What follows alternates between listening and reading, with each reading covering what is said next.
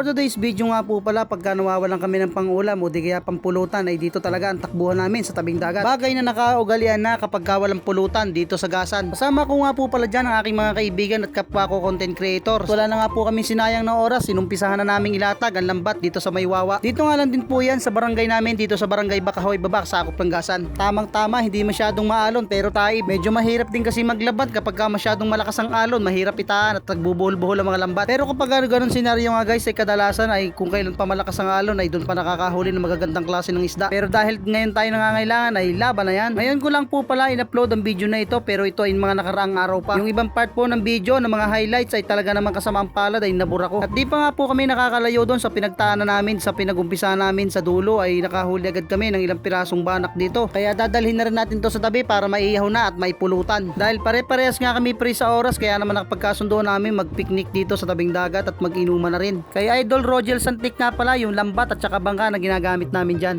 Pagtabi nga po namin ay talagang natuwa to si Bando Vlog at saka si Joel Tolentino, kaya naman sinalang nagad nila sa apoy para maihaw at may pulutan. Napakasarap talaga ng lasa ng isda, kahit anong klase ng isda kapag ka fresh na fresh at bagong huli isasalang mo sa apoy. O kahit anong klaseng luto basta fresh na fresh siya, napakasarap ng lasa. Medyo manamis-tamis at malinamnam, ganyan talaga kapag sariwa. Tamang tama din ito sa panahon nito dahil naman talagang napakamahal naman ng isda. Kung bibili ka ng ganito karaming isda tapos papupulutan mo lang ay aray ko, kamot ka sa ulo kahit hindi makati, mati. Pero dahil may lambat at bangka nga si Idol Rogel ay nakakalibre na tayo ng pangulam at pampulutan. Pero syempre bago kami gumanap ng ganito ay naglalambat na muna siya para sa kanyang pamilya at yung kauna-unahang huli ay para sa kanila. Pangbenta at pangulam nila. Nice!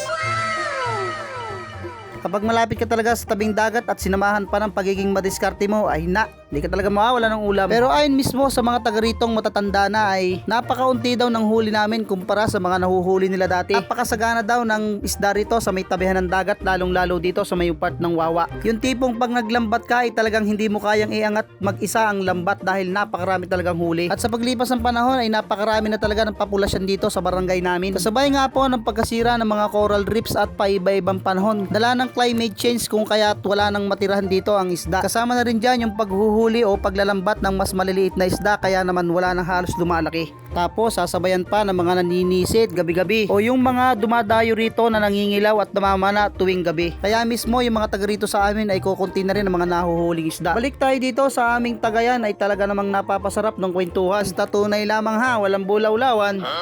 At kung nagustuhan mo po ang video na ito at nakarelate ka, ipahingi naman po ng isang follow, like and share na rin mga ka-DL Vlogs. Yun lamang po, maraming salamat, love you!